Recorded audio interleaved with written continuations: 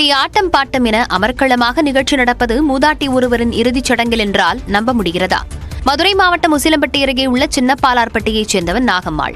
96 வயதான இவர் வயது மூப்பு காரணமாக உயிரிழந்தார். உயிரிழந்த மூதாட்டிக்கு 78 பேரன் பேத்திகளும் உள்ளனர். தனது இறப்புக்கு பின் தனது இறுதிச் சடங்கு நிகழ்வை சோகத்தோடு அல்லாமல் ஆடல் பாடல் நிகழ்ச்சியுடன் சந்தோஷமாக நடத்த வேண்டுமென மூதாட்டி ஏற்கனவே கேட்டுக் கொண்டதாக கூறப்படுகிறது. அதன்படி அவரது ஆசையை நிறைவேற்றும் வண்ணம் பேரன் பேத்திகள் இணைந்து ஆடல் பாடல் கும்மியாட்டம் கிராமிய கலை நிகழ்ச்சிகளை ஏற்பாடு செய்து இறுதி மரியாதை செலுத்தினர்.